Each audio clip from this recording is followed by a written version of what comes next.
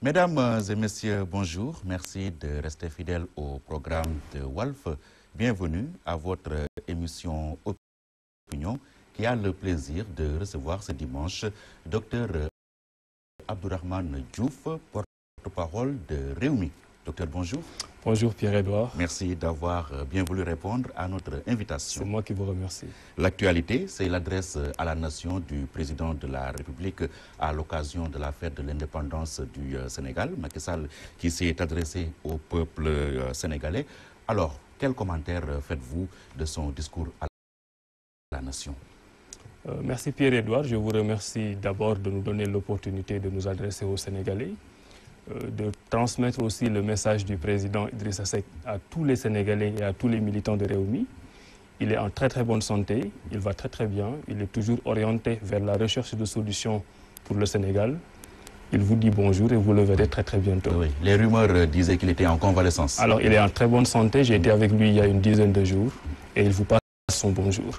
Maintenant, par rapport au message du chef de l'État, moi je commencerai par rendre hommage à notre armée. On a vu cette année un défilé militaire particulièrement brillant qui nous rappelle que nous avons une armée républicaine, une armée efficace, une armée qui répond en son nom de grandes lumiettes et une armée qui permet au Sénégal d'avoir un certain nombre de grandes réalisations. Ceci étant dit, l'annonce du président de la République, c'est une adresse normale, naturelle, qu'il fait chaque année. Cette année, il l'a fait en environ 17 minutes, ce qui est quand même une qualité. La concision, rappelons-le, est une qualité. Mais malheureusement, le contenu nous a laissé quand même sur une certaine faim. Ah oui? Oui. Vous êtes resté sur votre faim? Nous sommes restés sur notre faim parce que pour nous, en ce moment, sans parler de politique politicienne, l'un des sujets les plus importants du moment, ce sont les élections locales qui vont arriver le 29 juin prochain. Il a en une phrase déclaré que les élections se tiendront le 29 juin. Nous nous en réjouissons parce que nous adorons respecter le calendrier électoral, mais il n'en a pas du tout parlé, ce qui nous a semblé un rendez-vous manqué. Oui, vous auriez qu'il dise quoi à propos des élections locales? Qu'il reclasse les enjeux, parce que nous avons un certain nombre d'inquiétudes. Le problème avec cet axe 3 de la décentralisation, c'est qu'il n'y a pas eu le consensus nécessaire pour y aller à fond. Quand ils vous parlent, eux, ils vous parlent d'un consensus, mais c'est un consensus entre eux. Et un consensus entre eux, par définition, c'est de la connivence. Même si vous êtes 99% d'un bord et 1% de l'autre, le consensus doit se faire avec le 1% de l'autre bord. Donc ce n'est pas la majorité qui fait le consensus. Cette forme de consensus est une forme de connivence. Oui. Il y a énormément de questions qui sont posées aujourd'hui par l'acte 3 de la décentralisation. Nous sommes à environ 3 semaines du dépôt des listes et il y a un certain nombre de questions qui se posent, notamment dans les rapports entre les communes et les villes, par exemple. Vous avez 5 villes, Dakar, Pikine, Guédiawaye, Rufisque et Thiès, qui sont des villes particulièrement importantes du point de vue démographique, qui sont des villes riches, qui sont vraiment courtisées par toutes les classes politiques. Et au jour d'aujourd'hui, on ne sait pas ce que va peser la ville de Dakar, ce que va peser la ville de Rufisque, ce que va peser la ville de Thiès. Et on espère qu'on n'attendra pas les après-élections pour nous dire, par exemple, quelles sont les allocations de ressources données à ces différentes villes. Pour vous qui êtes pour le respect du calendrier républicain, vous êtes au moins rassuré quand le président confirme la tenue des élections à date échue, non? Nous sommes rassurés par rapport à cette question précise. Mais en même temps, nous sommes inquiets par le fait qu'il y a un certain nombre de points qui doivent être clarifiés avant les élections, qui ne le sont pas encore. Mais les clarifier supposerait que les élections allaient être reportées de nouveau. Non, du tout, c'est juste une clarification nécessaire. Je vous donne un exemple très précis. Aujourd'hui, dans les 5 villes dont j'ai parlé, on sait qu'il y a les communes qui vont devenir des communes de plein exercice, qui vont avoir des ressources fiscales importantes. Ce qu'avaient les villes avant va retourner maintenant aux communes. On nous dit dans cet acte 3 de la décentralisation que les communes vont se cotiser pour donner le budget à la ville, mais on ne détermine pas les clés de répartition. Notre angoisse, c'est qu'on attende la fin des élections, qu'on sache qui est élu où, pour devoir par la suite faire la répartition en fonction du candidat qui est élu. C'est un problème. Il y a un piège. Il y a un piège énorme. Si aujourd'hui, si demain, excusez-moi, il y a par exemple un candidat de Benno Bokk Yakaar qui est élu à la tête de la mairie de ville, on peut nous inventer une clé de répartition qui rend riche le maire de la ville de Dakar pour mener ses actions. Si c'est quelqu'un de l'opposition, on peut nous amener une clé de répartition minimaliste qui ne donne pas à ce maire-là les moyens de survivre. Ce sont des questions qu'on doit régler avant d'aller aux élections. Et aujourd'hui, ces 5 grandes villes-là, Dakar, Pikine, Guédiawaye, Thiès et Rufisque, sont totalement dans l'expectative. On ne sait pas qui doit être candidat à quoi, parce qu'on ne sait pas quelles sont les attributions qui leur seront données pour exercer leur mandat.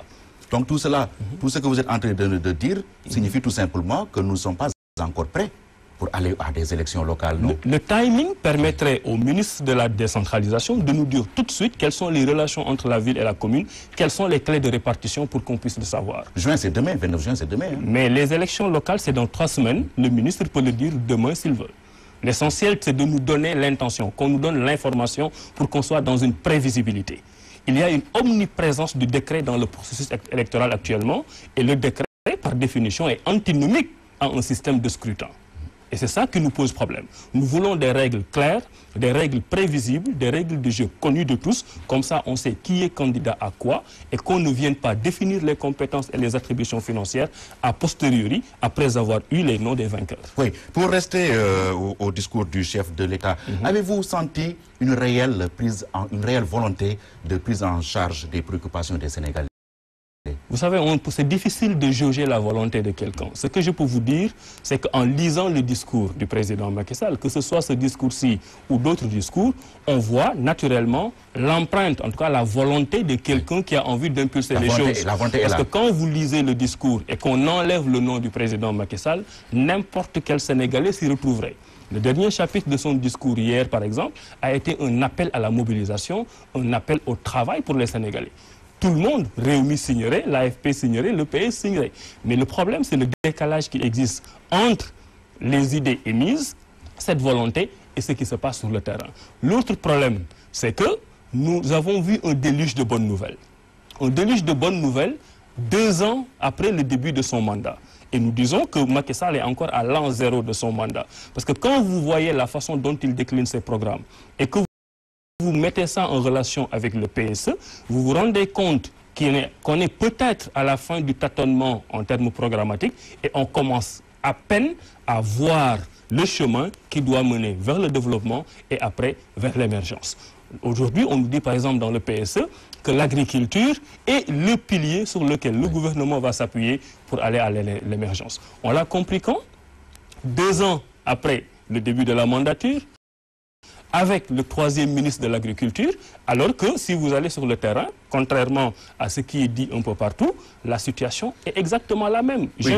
Permettez-moi d'insister sur l'agriculture, parce que c'est le pilier du PSE. Absolument, on va insister sur l'agriculture. Et aujourd'hui, on voit nettement qu'il y a un décalage entre le discours et la réalité. Au jour d'aujourd'hui, le Sénégal est encore un produit importateur net de produits alimentaires. Ça veut dire que la plupart des aliments que nous consommons viennent l'extérieur.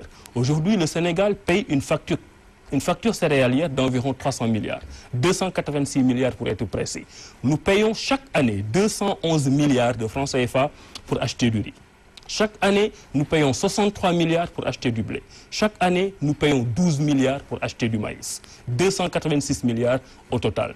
Pendant ce temps, tous les candidats l'avaient dit à l'époque, le président continue de le dire, que l'autosuffisance en riz et au Sénégal viendra de l'exploitation des 240 000 hectares de la vallée du Sénégal. Donc on est dans un statu quo entre 2012 et maintenant, au point qu'on ne voit pas où sont les prémices du décollage. Maintenant qu'on vient nous dire que c'est le pilier du PSE, nous sommes d'accord, mais nous constatons seulement donc que le travail pour l'émergence du Sénégal commence seulement en 2014 et pas en 2012. Ce que vous dites contraste bien avec ce que le président a dit lors de son discours à la nation, quand il dit que pour la première fois, cette année, l'État a payé dès l'entame de la campagne les dettes dues aux opérateurs semenciers. Bon, il faut aller juste voir sur le terrain, voir ce qui est en train de se passer, comparer le discours, je dis bien officiel, et le discours sur le terrain. Et vous voyez que la réalité n'est pas exactement cela. Ce dont je me réjouis, c'est qu'ils aient compris enfin que l'agriculture est le pilier et qu'ils commencent à partir de ce mois d'avril 2014 à lui donner l'importance. Vous pensez qu'ils l'ont compris que maintenant? 2 ans après, non seulement sur à moins que vous soyez nihiliste quand même. Non, on n'est pas nihiliste. L'agriculture fait partie des priorités de Macky Sall. Mais qu'est-ce qui a été fait sur l'agriculture depuis 2012? Le fait d'avoir fixé le prix aux producteurs à 200 francs, c'est une révolution au Sénégal. Il y a énormément de révolutions sur les textes. Il y a à peine une année, pour prendre un exemple très concret, on avait aussi demandé aux ferrailleurs d'arrêter d'exploiter, d'exporter leur production, parce qu'il y avait une société locale qui devait leur acheter cette production. Ils avaient signé en bonne foi. Donc si aujourd'hui on vous dit le discours officiel, c'est 1, l'arrêt des exportations, 2, la prise en charge de la totalité de la production des ferrailleurs, vous allez dire que toutes les choses marchent bien.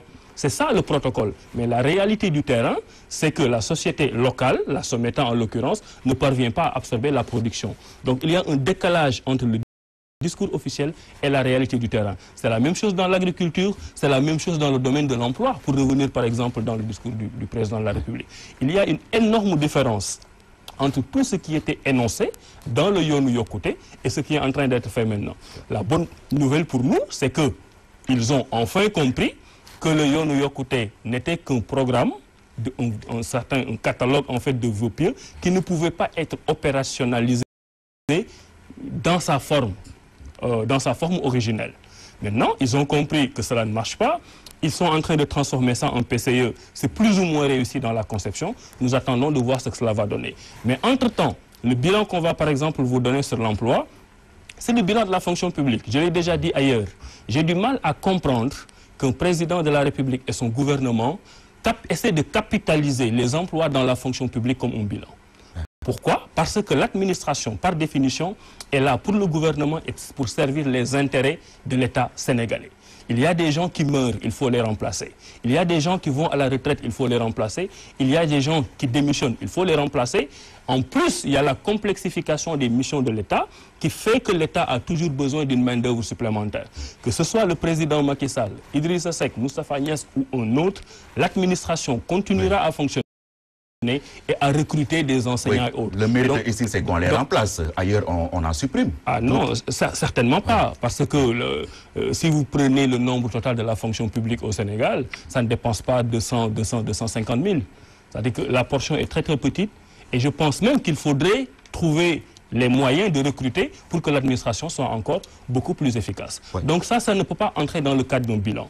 Quand vous parlez d'une politique d'emploi et que vous énoncez 500 000 emplois par année, nous constatons cette année qu'on en est encore le gap est encore à 100 000, il faudrait donner au secteur privé les moyens d'être productif et de créer ces emplois. Mais ne pas se focaliser sur ce qui se fait dans l'administration, parce que ce n'est pas une politique de l'emploi du président Macky Sall, mais c'est la politique normale qu'on applique à une administration qui se veut performante. Alors, pour réduire les disparités entre nos villes et nos campagnes, et là je cite le président qui annonce un programme de 4000 km de routes rurales sur 4 ans, avec la participation de jeunes formés aux travaux de réalisation et d'entretien.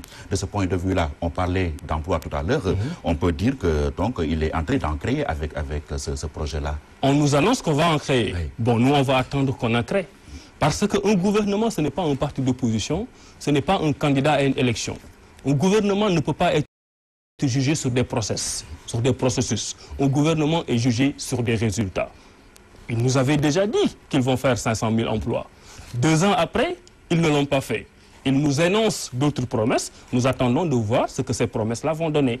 Mais dans les cas concrets que nous sommes en train de voir, c'est que même les emplois politiciens qu'ils avaient réussi à former dans le cadre des agences existantes, quand ils ont enfin compris qu'il fallait rationaliser ces agences et en faire une seule agence dédiée à l'emploi, ce sont ces gens-là qui appartiennent à leur propre parti politique, qui sont aujourd'hui dans la rue et qui demandent le départ du ministère de l'Emploi. Difficile de vous croire quand on suit le ministre de la fonction publique qui récemment annonçait que Macky Sall avait créé 63 000 emplois en 2013. Nous aimerions bien voir les statistiques. Déjà, je vous ai dit que dans le bilan, on ne peut pas compter ce qui est en train de se faire dans la fonction publique, parce que ce n'est pas une politique de l'emploi du gouvernement qui a abouti à ces résultats. Ensuite, j'aimerais pouvoir voir les statistiques. Est-ce que vous avez conscience aujourd'hui que les Sénégalais ont trouvé de l'emploi? Je vous donne juste un exemple. Parce que ce qui se passe, en fait, c'est le décalage entre le discours officiel, ce que j'appelle le discours qu'on sert à l'élite pensante qui travaille avec des statistiques, des gens comme vous et moi, et ce qui se passe sur la réalité du terrain. Si vous lisez le programme, la stratégie nationale de développement économique et social du Sénégal, qui a précédé le programme Sénégal émergent, on y parle d'un taux de chômage de 10,2%. J'ai entendu moi-même, Madame le Premier ministre, dire qu'on était à un taux de chômage de 13%. Même si on fait la différence entre le taux de chômage et le taux de sous-emploi au Sénégal, on peut considérer que toutes les personnes qui ont eu des formations diplômantes, qualifiantes et qui sont sur le marché du travail sont considérées comme des chômeurs. Est-ce que vous considérez réellement que c'est pertinent de dire que sur 10 Sénégalais, il y en a 8 qui travaillent et que les 2 ne travaillent pas?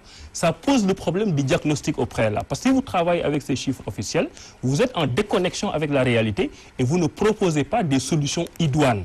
Parce que vous êtes dans un déni. Et j'ai constaté qu'au Sénégal, de façon générale, les gens vivent le déni en ce qui concerne les diagnostics. Parce que quand vous critiquez quelque chose, avant de pouvoir proposer une solution, vous devez comprendre l'existant, la situation actuelle. Je comprends et je salue d'ailleurs la démarche de Macky Sall qui, dans son discours, par exemple, commence à dire à l'étranger, si vous venez au Sénégal et qu'on vous dise je peux vous trouver un rendez-vous avec le président pour des besoins d'investissement, ne tombez pas dans le piège. Cela veut dire qu'il y a un vrai travail de reconnaissance de la corruption à la base, oui, et qu'il y a une tentative de lutter contre. Mais tant qu'on n'a pas compris que le diagnostic est un élément important du style de management, on ne s'en sortira pas. Oui. Les effets d'annonce ont continué dans le discours du président. Mais vous ne verrez nullement une réalisation concrète qui satisfait aujourd'hui les Sénégalais. Et malheureusement, je l'ai dit tout à l'heure, on a l'impression qu'ils ont mis 2 ans de tâtonnement au niveau de l'emploi, au niveau de l'agriculture et dans beaucoup d'autres domaines, et que finalement, nous leur disons bonne chance, parce que nous nous rendons compte juste que le mandat est en train de débuter. Oui, au niveau de l'emploi, comme on dit trivialement, le plein emploi n'existe nulle part. Là, au moins, vous êtes d'accord. Tout à fait. Oui. Tout à fait. Vous demandez l'impossible à Macky Sall. Non, nous ne demandons pas le plein emploi. Même les grands pays du monde n'ont pas le plein emploi. Nous sommes aussi des gens réalistes, nous sommes exigeants pour notre pays, nous sommes très très ambitieux, mais nous savons ce qu'on peut faire. Mais si vous avez 8 personnes qualifiées sur 10 qui ne parviennent pas à trouver des emplois, vous devez vous poser des questions. Naturellement, nous comprenons aussi que ce n'est pas une question qui se règle en un jour. Ce que nous regrettons, c'est qu'on ait perdu pratiquement la moitié du mandat avant d'en arriver à un diagnostic qu'on peut comprendre qui pourrait être intégré. La moitié du mandat, 2 ans, ce n'est rien, ça ne représente rien dans la vie d'une nation. C'est pratiquement là. Dans la vie d'une nation, oui, mais eux, ils ne raisonnent pas du tout en termes de nation, ils raisonnent en termes de mandat. Tout est calé pour qu'en 2016-2017, on ait un programme à présenter aux Sénégalais pour espérer avoir un 2e mandat. Oui. Nous sommes à l'écoute. Oui, et peut-être c'est sur la bonne voie, parce que le Sénégal, qui cherchait 1853 milliards au groupe consultatif de Paris, a finalement obtenu plus de 3700 milliards de promesses de financement. Aujourd'hui, avez-vous envie de tirer votre chapeau à Macky Sall, qui avait conduit la délégation sénégalaise? Ils ont enfin compris. Rappelez-vous, l'année dernière, ici, presque jour pour jour, nous avons eu le même débat. À l'époque, nous avions dit qu'il faut que le Sénégal comprenne qu'il a une bonne signature, qu'il faut que le Sénégal aille à l'international, jouer de cette signature, s'endetter, un endettement utile et efficace pour financer ces grands projets structurants. Qui joue à fond la signature du Sénégal. Mais justement, ils ont mis 2 ans à le comprendre. C'est ça qui est regrettable. Parce qu'il faut savoir que quand vous êtes dans une coalition avec des alliés, ou même quand vous êtes dans une opposition, ceux qui sont au pouvoir ne sont pas plus patriotes que ceux qui sont de l'autre bord. Nous sommes aujourd'hui dans l'opposition. Nous avons été dans une coalition en essayant de dire la vérité, en essayant de donner notre vision du développement. Malheureusement, nous n'avons pas été écoutés. Donc si aujourd'hui, on revient pour nous dire, nous avons enfin compris que les 38 à 40% du taux d'endettement du Sénégal par rapport au PIB est un élément positif qu'il faut capitaliser, nous sommes d'accord. Des pays, encore une fois, comme le Ghana, en sont à un taux d'endettement de 80%. Ils sont cités en exemple. Parce que si vous n'avez pas l'argent, vous ne pouvez pas l'injecter dans l'économie, vous ne pouvez pas créer des emplois. Donc, qu'enfin qu'ils comprennent qu'ils ont besoin de cet argent, qu'ils peuvent avoir d'autant plus facilement que la signature du Sénégal est bonne, nous applaudissons. Il n'y a aucun Sénégalais sérieux qui ne se réjouit pas du fait que les bailleurs de fonds aient accepté de prendre des engagements. Mais encore, faudrait-il savoir que ce ne sont que des engagements. Si demain, dans une perspective positive, nous arrivons par exemple à 80% d'absorption de ces engagements, nous applaudirons. Parce que nous aimons le Sénégal, nous avons envie que cet argent vienne et serve à quelque chose. Et croyez-vous en la possibilité du Sénégal d'absorber ces fonds promis? Parce que vous savez, la capacité d'absorption dépend de votre propre capacité d'organisation à l'interne.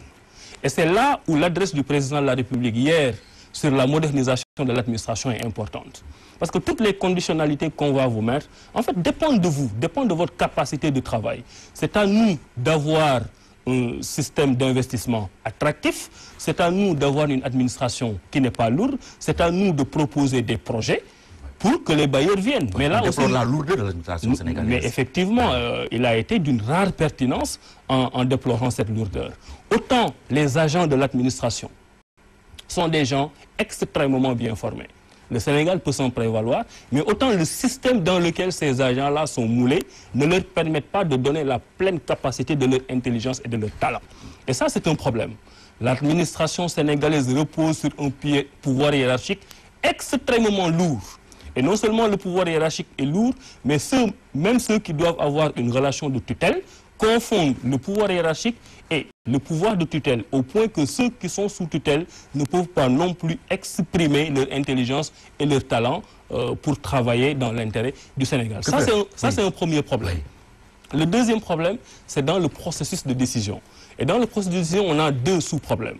Le premier sous-problème, c'est la lenteur. Et ça, c'est lié au pouvoir hiérarchique. Une décision qui devrait être prise en une semaine va être prise en un mois. Une décision qui devrait être prise en un mois va être prise, par exemple, en 2 mois. Mais il y a aussi le processus en tant que tel. Il faudrait qu'enfin au Sénégal, à l'instar des pays émergents du monde, comprennent que la compétence n'est pas l'exclusivité de l'État. Que dans le processus de décision, l'intelligence et le talent du secteur privé doivent être injectés dans le processus. L'intelligence et le talent de la société civile, qui n'est plus une société civile de propagande comme il y a 30 ans, mais qui est une société civile d'expertise, doit être injecté dans le processus pour que les décisions qui soient prises au nom des Sénégalais reflètent la totalité des points de vue des Sénégalais dans l'État et en dehors de l'État. Mais c'est le président qui est élu, donc il doit prendre seul ses responsabilités, non? Non, parce qu'au moment du bilan, il sera le seul à pouvoir rendre compte. Je suis tout à fait d'accord. Absolument. Mais le président s'appuie sur une administration.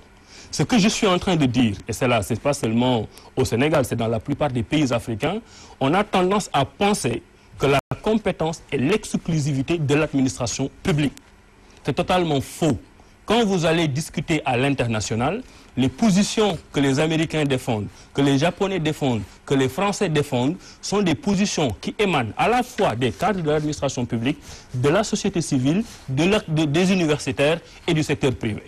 Ce que je dis, c'est qu'il doit y avoir une mutualisation des connaissances pour que le point de vue défendu par le gouvernement reflète les intérêts du Sénégal. Mais pas seulement qu'on ait des programmes élaborés dans des officines de cadre de l'administration publique en ne tenant pas compte des possibilités d'apport des autres éléments du secteur du Sénégal. Justement, le plan Sénégal émergent nous a été vendu par les autorités. On a l'impression qu'avec le PSE, le Sénégal va trouver le fil d'Ariane qui lui permettrait de sortir du labyrinthe. Vous, à votre avis, pensez-vous que le plan Sénégal émergent est un plan viable?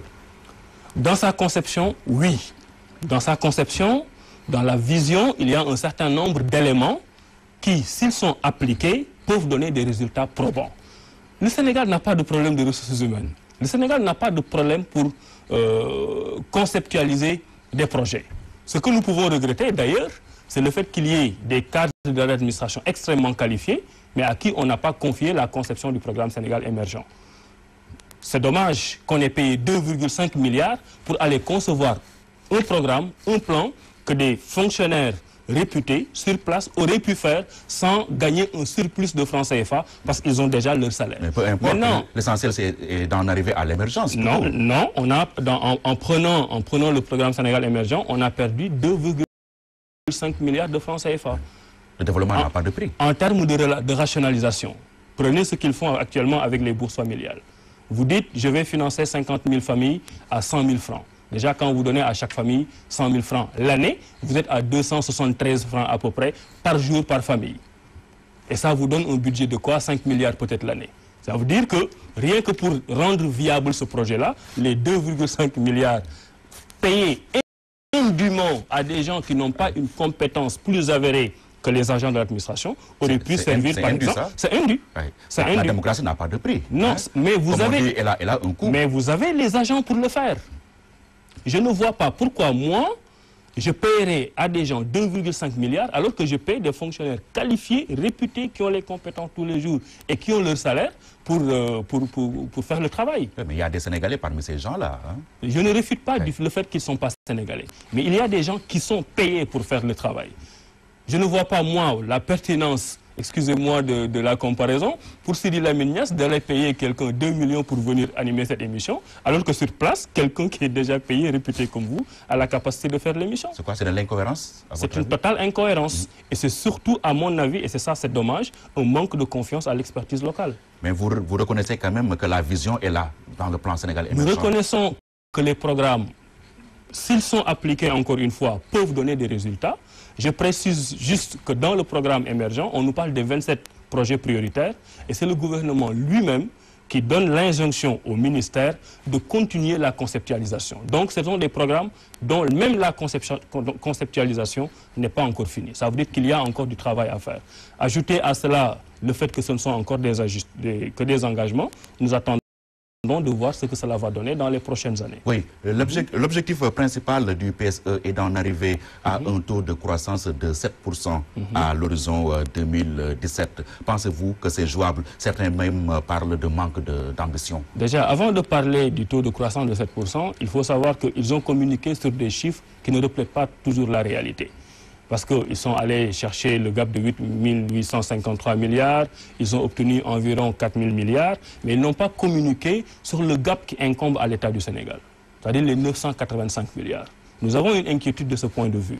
Parce que si vous regardez les états financiers du Sénégal, vous allez voir qu'il y a un déficit de recettes fiscales de 33 milliards au premier trimestre de 2013 et de 77 milliards au deuxième trimestre de 2013.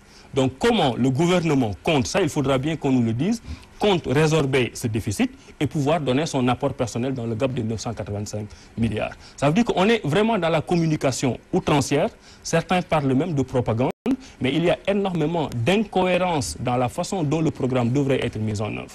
Maintenant, s'ils réussissent tout ça, nous applaudirons et nous les accompagnerons parce que c'est le Sénégal qui s'en sortira grandement. Oui, sur l'objectif de 7%. L'objectif de 7% est très en deçà, déjà, en 2014, de ce qui se fait dans la sous-région. Déjà. Donc, si dans les 4-5 prochaines années, votre objectif c'est d'arriver à 7%, pendant que les autres seront peut-être à 12 ou 13%, alors qu'ils n'ont pas plus de richesse que le Sénégal, fatalement, cela manque d'ambition. On peut comprendre... Manque d'ambition ou réalisme?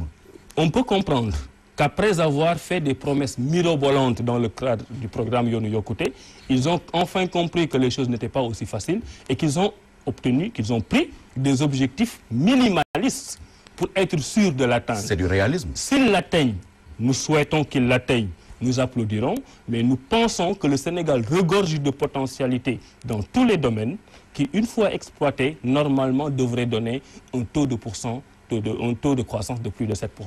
Dans les années 2002, 2003, 2004, le Sénégal était déjà à 6,7%. Oui, donc ce n'est pas quelque chose d'inédit. Oui, mais là, est-ce qu'on ne peut pas parler de réalisme? Parce que certainement, il a fait le diagnostic de la situation et il s'est rendu compte clairement qu'il ne peut pas faire plus que 7% à l'horizon 2017. Parce que là, il a hérité d'une situation assez compliquée, très lourde d'ailleurs. Je ne suis pas d'accord avec le diagnostic, ça aussi on en a déjà parlé. La lourdeur de l'héritage, il faut l'intégrer dans le raisonnement. L'héritage n'est pas aussi lourd et aussi négatif qu'on le dit. On a déjà eu aussi ce débat. C'est totalement incohérent et inexact de dire qu'Abdoulaye Wade a laissé les caisses vides. Ça, à l'époque, nous l'avons démontré. Il promettait des lendemains sans salaire aux fonctionnaires. Il promettait des lendemains sans salaire si toutes les promesses que le président Macky Sall prenait à l'époque devaient être mises en place dans une durée assez rapide. Par exemple, quand on dit on va réduire les prix des denrées de première nécessité, les Sénégalais applaudissent. Mais quand vous savez que le Sénégal n'a pas les leviers pour réguler les prix au niveau international, international, vous vous dites que les efforts qui seront faits en termes de subventions seront forcément rattrapés. Je ne suis pas là pour défendre le président Abdoulaye Wade, mais je peux dire que les caisses de l'État n'étaient pas vides, et à l'époque nous l'avons clairement démontré. Maintenant, pour revenir sur le réalisme des 7% de croissance, vous pouvez demander à votre enfant de vous donner un barème par rapport à sa classe, il vous dira qu'il va être 10e. En vous disant qu'il va être 10e de la classe, il est sûr d'atteindre son résultat. Mais peut-être qu'avec un peu plus d'efforts, il aurait été premier de la classe. Nous, au Sénégal, nous voulons être premiers de la classe, notamment dans la zone de l'UEMOA. Et nous en avons les capacités et les potentialités. Et nous avons du chemin à parcourir parce que le président s'est fixé comme délai 2035 pour en arriver à l'émergence. Oui, mais il ne sera pas là en 2035. L'État, c'est une continuité. Excellent. Oui, il travaille peut-être pour ça. J'espère qu'en 2035, nous n'en serons pas à 7% de croissance. J'espère. Donc c'est très bien de faire des programmes à long terme. Ça a marché dans beaucoup de pays. Donc ça, c'est une vision. Mais il faudrait que dans la façon de mettre en place les éléments de cette vision, que les gens soient cohérents et surtout que le discours, par exemple, sur la bonne gouvernance et sur tout le reste, soit un discours cohérent. Vous ne pouvez pas dépenser de l'argent outrancièrement sur des choses qui n'ont aucune espèce d'importance. D'un côté, demander aux Sénégalais de se serrer la ceinture et vouloir arriver à quelque chose de cohérent. Même en termes économiques, on peut poser le débat sur l'ambition du programme Sénégal émergent, d'une part, la volonté d'atteindre les 7% de croissance d'autre part, et les investissements qu'ils sont en train de faire dans le domaine social. La couverture maladie universelle, on peut en parler, c'est dans le domaine du social. Les bourses de sécurité familiale, on peut en parler, c'est dans le domaine du social. Mais il faut que le gouvernement ait un cap et une idéologie. Je ne parle pas d'idéologie au sens dont on a parlé dans les années 80, mais ce qui est sûr, c'est que quand vous avez un régime libéral, en tout cas un régime à tendance libérale qui vise un certain taux de croissance, qui espère injecter des investissements pour arriver à créer de la richesse, naturellement, vous comprenez le fait que quand vous investissez dans le social, cet investissement dans le social-là va tirer vers le bas votre taux de croissance. Ça, c'est connu. Je ne dis pas qu'il faut faire des investissements dans le domaine du social, mais il faut au moins qu'il y ait une cohérence pour qu'on sache exactement qu'est-ce qu'on veut.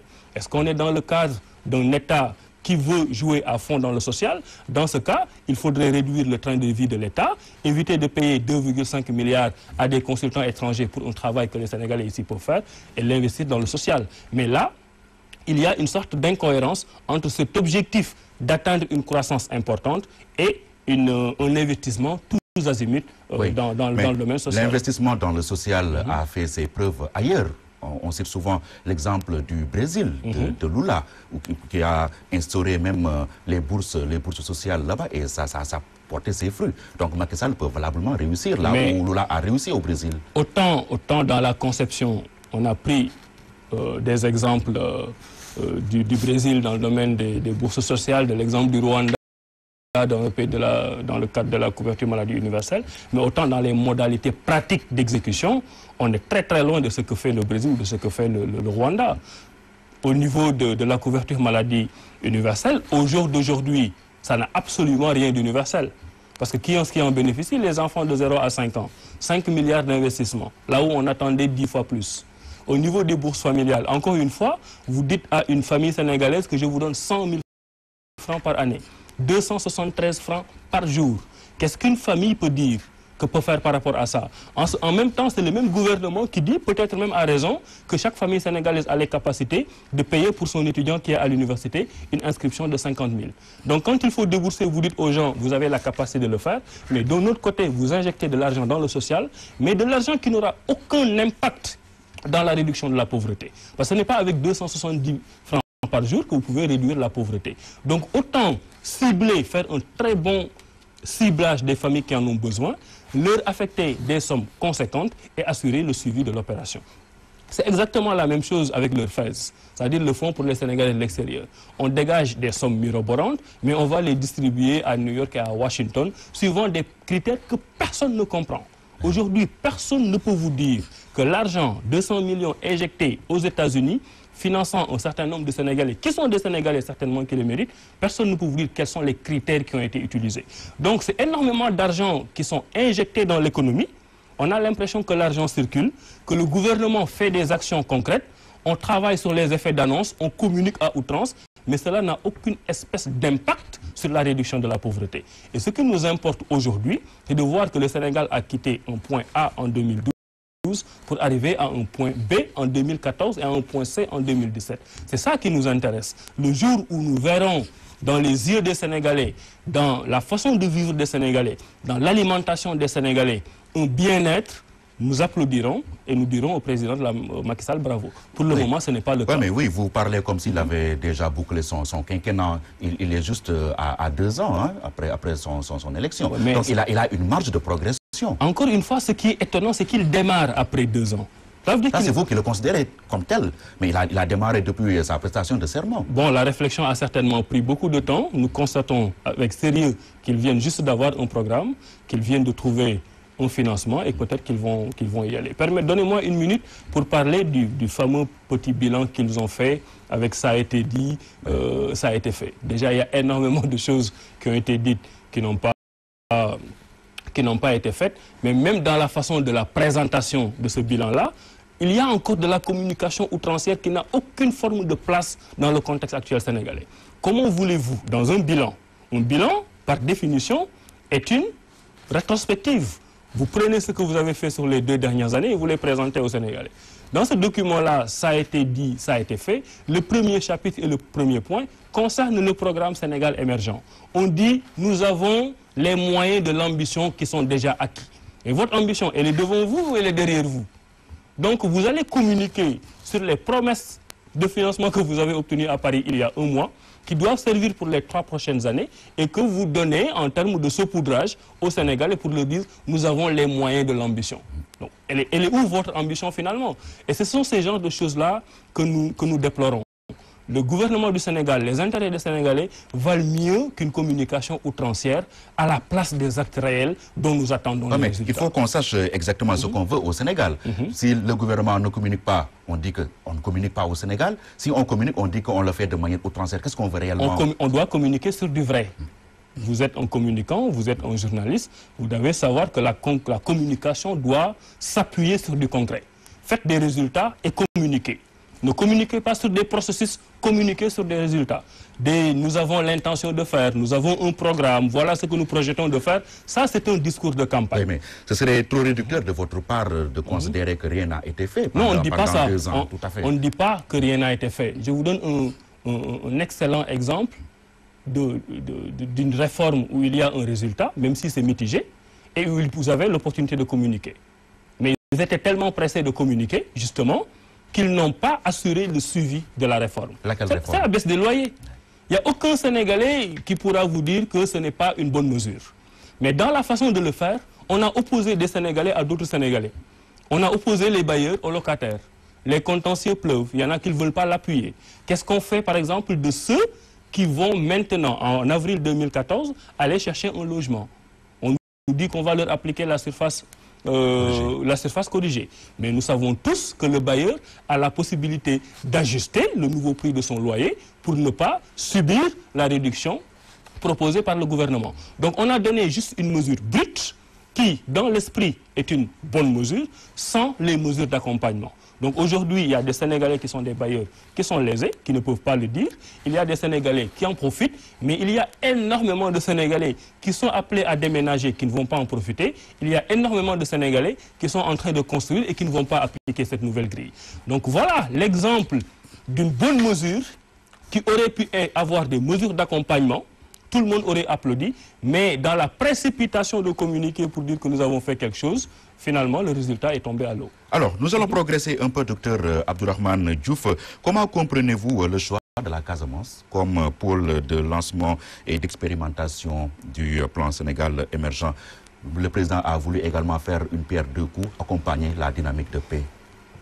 Tout ce qu'un gouvernement du Sénégal pourra faire en Casamance est à saluer. 23 milliards seront injectés en Casamance. 23 milliards, c'est ridicule pour régler les problèmes de la Casamance. Pour un début. J'espère qu'ils annonceront d'autres chiffres qu'ils vont respecter. Parce qu'il ne faut pas oublier aussi qu'il y a un peu plus d'une année, ils ont fait les conseils des ministres décentralisés. Il y avait déjà des chiffres mirobolants qui avaient été annoncés pour la Casamance. On n'a pas vu les résultats. Ils annoncent encore 23 milliards, c'est ridicule. Nous espérons que ce n'est pas un vœu pieux. Parce que nous, au Réumi, nous avons compris que la paix et le développement vont de concert et que la paix peut être un préalable pour le développement.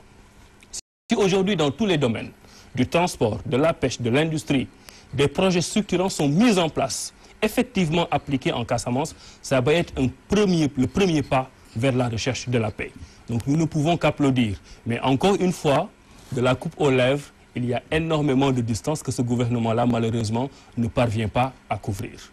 Donc pas de vœux pieux, des actions concrètes. Par contre, ce qu'on peut dire, c'est qu'il n'y a pas beaucoup de bruit dans la tentative de résolution de ce problème casamançais. Il faut s'en féliciter. Nous avons déjà dit que ça peut signifier deux choses. La première chose, c'est qu'ils travaillent sans rien dire et qu'un bon jour, on viendra nous dire nous avons la solution pour la Casamance. Ou bien, ils ne sont en train de rien faire. En bon Sénégalais, en citoyen patriote, nous penchons pour la première hypothèse. Nous osons espérer qu'ils sont en train de travailler en toute humilité dans le dossier casamançais. C'est qui justifie d'ailleurs cette accalmie notée en Casamance. Justement, je ne sais pas. C'est le fruit d'un travail... Je sais qu'il y a un silence. Sûrement. Il y a un silence. Ce silence-là va déboucher sur une paix. C'est ce que, très sincèrement, nous espérons. Voilà. Nous allons progresser un peu avec les questions d'actualité. La traque des biens mal acquis depuis bientôt un an. Un certain Karim Wade, parce qu'on est obligé de parler de lui, est en prison sans qu'on sache réellement ce qu'on lui reproche. Vous, au niveau de Rewmi, comment appréhendez-vous cette question? Je vais vous donner deux positions. La position de Rewmi, dont je suis le porte-parole, et la position du juriste que je suis, qui n'engage pas Rewmi. La position de Rewmi, c'est de dire que nous sommes à fond sur la traque des biens mal acquis.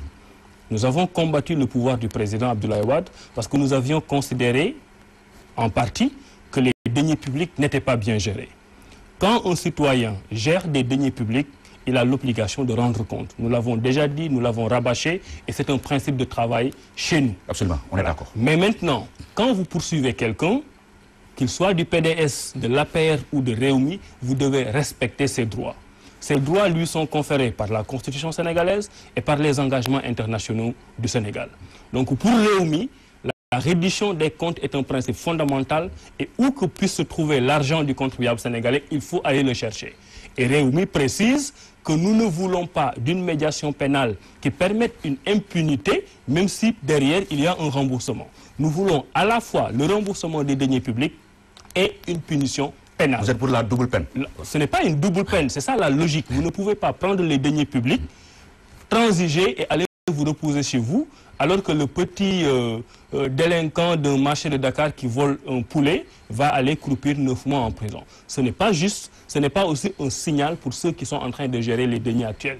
Il faut que les gens comprennent que quand vous avez pris de l'argent, non seulement vous avez pris de l'argent, mais vous avez troublé l'ordre public et que vous devez aller en prison si votre culpabilité est prouvée. Oui, pour les actuels gouvernants, il y a l'OFNAC. Hein? Maintenant, moi, ce que je peux vous dire en tant que juriste, c'est que je suis extrêmement mal à l'aise par rapport au principe de fonctionnement de cette CREI. Parce que, de par ma formation, de par mon parcours, je ne comprends pas que par rapport à la Constitution du Sénégal, par rapport aux engagements internationaux du Sénégal, qu'on puisse continuer à avoir un régime d'exception qui repose sur deux points essentiels. Le premier point, c'est le renversement de la charge de la preuve. Vous êtes riche, dites-moi où est-ce que vous avez trouvé l'argent. C'est très, très suspect. Et d'ailleurs, c'est d'autant plus suspect parce que c'est vous qui citez Karim Wade, qu'au bout de 2 ans, sur maître, M. Wade a utilisé plus d'une centaine de ministres, qu'il n'y ait qu'une seule personne qui doit répondre de ça. C'est quoi? C'est du ciblage? C'est très suspect. En tout cas, c'est très suspect. Qu'est-ce que vous insinuez là? C'est très suspect. C'est tout ce qu'on peut dire. Le Sénégalais moyen, qui n'a pas fait du droit, qui n'est pas dans les grandes théories intellectuelles, doit se demander pourquoi il n'y a que ce monsieur Karim Wade qui est inquiété dans la traque des biens supposés. C'est une manière de liquider un potentiel adversaire politique? Je ne sais pas. Je constate que c'est suspect. Je ne suis pas un défenseur de Karim Wade. Si on parvient à apporter la preuve qu'il n'a pas bien géré les deniers publics, il doit payer, mais il a droit aussi à toutes les règles de procédure. Malheureusement, le sentiment qu'on donne aux Sénégalais, c'est un sentiment de revanche en fait. C'est ça en fait que ça crée chez les Sénégalais. Au point que demain, si vous voulez poursuivre quelqu'un pour des raisons fondées, les gens vont se demander est-ce que ce n'est pas encore une revanche politique? Parce que, encore une fois, vous ne pouvez pas avoir plus de 100 ministres de Wade sur plus de 12 ans, avec toutes les décisions des différentes justices au Sénégal, avec la Cour des comptes qui a donné des avis, on a des gens sur lesquels pèse un certain nombre de présomptions. Même s'il n'y a pas de présomption de culpabilité, on peut penser que certains devraient rendre compte. Pourquoi une seule personne est au cœur de tout cela, ça nous pose problème. Ce n'est pas pour rien qu'on surnommait Karim Wade le ministre du ciel et de la terre. Encore une fois, je ne défends pas Karim Wade. Moi, je ne sais pas si Karim Wade est coupable ou non. Je considère, de par ma formation de juriste et par de ma conscience citoyenne, que vous ne pouvez pas dire deux choses. Vous ne pouvez pas lui dire, prouvez vos biens, encore que des fois, il y a même des débats sur le fait que les biens lui appartiennent ou non. Vous ne pouvez pas lui dire, vous n'avez pas une possibilité de recours si vous êtes condamné. Ça, c'est contraire à la Constitution du Sénégal et c'est contraire aux engagements internationaux souscrits par le Sénégal. Oui, la question de la transhumance qui fait débat en ces temps qui courent au Sénégal, qu'est-ce que vous en pensez? C'est totalement contraire à nos principes de fonctionnement à Réumi. C'est votre leader qui l'avait théorisé quand il était au PDS. C'est très facile, c'est très facile ce que vous dites. J'entends souvent les gens dire ça. Mais moi, ce que je sais, c'est que je travaille dans un parti où nous fonctionnons souvent des principes éthiques et moraux.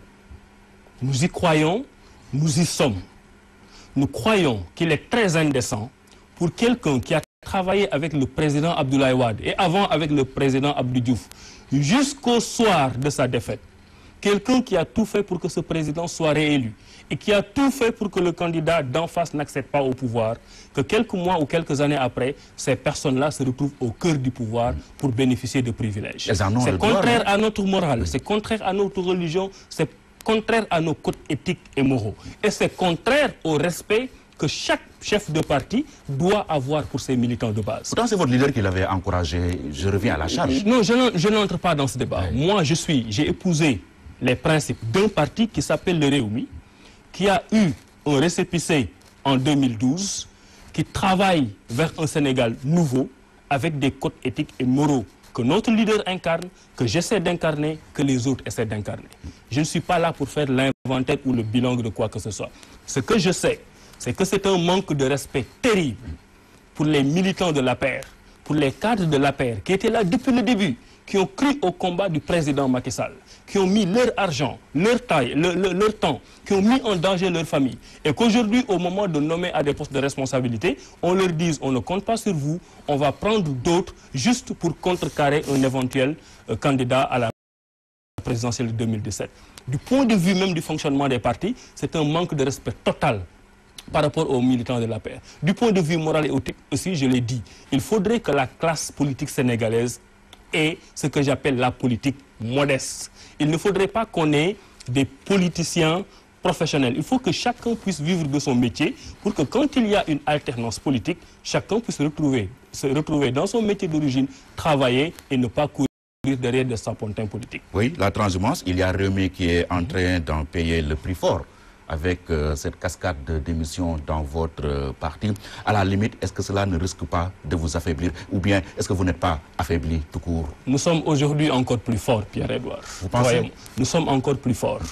Nous travaillons avec des principes, nous travaillons avec un programme, nous travaillons avec notre volonté d'aller de l'avant. Et à chaque fois qu'il y a une ou deux personnes qui partent, considérez qu'il y en a 100 qui arrivent. Et pas les moindres, hein, et pas les moindres. C'est quand même je ne veux pas entrer dans un débat très élevé. Je ne veux pas entrer dans un débat de personnes. À tous ceux qui ont jugé utile de quitter Réumi à un moment donné, je leur souhaite bonne chance dans leur nouvelle carrière politique. Et je m'adresse maintenant à ceux qui pensent que le Réumi est une alternative, à ceux qui pensent que Idrissa Seck est une alternative. Tous les jours, nous recueillons les avis de cadres dans leur administration, dans le privé, dans la société civile, qui nous disent « Nous avons compris que vous avez un discours alternatif auquel nous soussignons et nous venons travailler avec vous. » Nous leur tendons les bras, nous regardons vers l'avenir, nous avons un cap, nous y travaillons et nous avons la capacité, dès que les conditions se présentent, de présenter aux Sénégalais une équipe prête à gouverner. Une équipe qui ne mettra pas 2 ans à réfléchir sur un programme, qui proposerait un Yoonu Yokkouté, qui se rendrait compte que le Yoonu Yokkouté n'est pas totalement compatible avec le document de stratégie économique, qui mettra énormément de temps pour arriver à un programme. Nous avons des gens compétents, de conviction. Vous savez, Idrissa Seck n'a pas fait de campagne en 2012. Il a eu 212 000 voix. Ces 212 000 voix sont des irréductibles. Il y en a qui sont partis. Soyons généreux, disons que c'est une centaine. Et des centaines sont en train d'arriver parce qu'ils ont compris que nous avons des propositions alternatives en matière de démocratie, de renforcement des institutions, de création d'emplois, de l'énergie et dans tous les domaines. Avec quel leader pour porter cette ambition? Idrissa Seck est actuellement en train de gérer le parti ou même de s'opposer par procuration. On ne le voit plus au Sénégal. On ne sait plus, les militants de Rewmi ne savent plus sur quel pied danser. Aujourd'hui, qu'est-ce que vous allez dire aux Sénégalais pour leur rassurer que Idrissa Seck est là et il est prêt à porter cette ambition-là pour le Sénégal? Première chose, j'ai vu Idrissa Seck il y a une dizaine de jours. Nous avons déjeuné ensemble. Il transmet son bonjour et sa sympathie à tous les Sénégalais et à tous les militants de Rewmi. Ah, mais il faut qu'il soit là. Il va très très bien. Deuxièmement, Idrissa Seck est un auditeur international, c'est un consultant international qui travaille. Nous croyons qu'un leader politique ne peut pas faire de la politique à 100%. Chacun doit avoir son métier et quand vous n'êtes pas dans l'exercice du pouvoir, vous continuez à vivre de votre travail de la façon la plus décente. Moi, ça fait 5 mois que je suis absent du Sénégal parce que je suis parti travailler, tout simplement.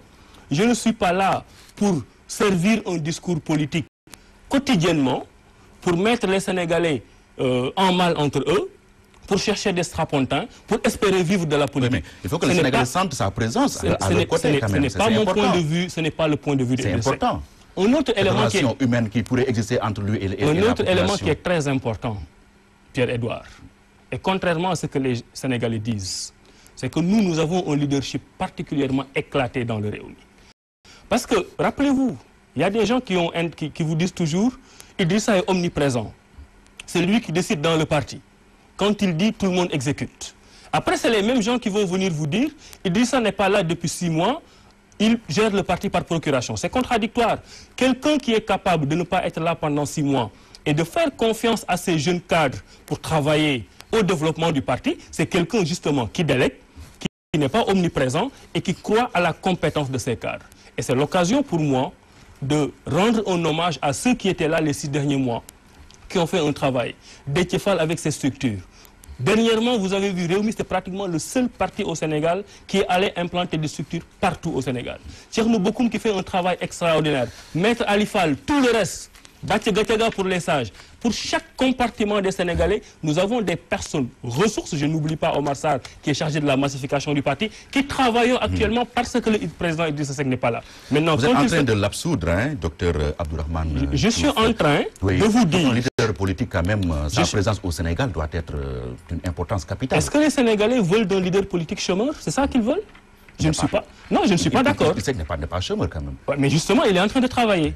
Et quand il finira son travail, il viendra parler aux Sénégalais, il viendra parler aux militants. Mais le message que je voudrais que vous reteniez, et c'est important si demain nous sommes en situation, si demain les Sénégalais nous donnent le pouvoir, qu'ils sachent que nous avons un leader qui croit en ses cadres, qui croit en ses militants, qui est capable de déléguer et qui n'est pas omniprésent, omniscient et omnipotent. Mais depuis quand travaille-t-il à l'étranger? On l'a toujours connu ici, au point E. C'est un consultant international qui travaille à l'étranger. Un consultant international, par définition, il travaille à l'étranger. Et il viendra très prochainement parler aux Sénégalais. Oui. Mais ce problème d'absence, en fait, c'est un faux problème.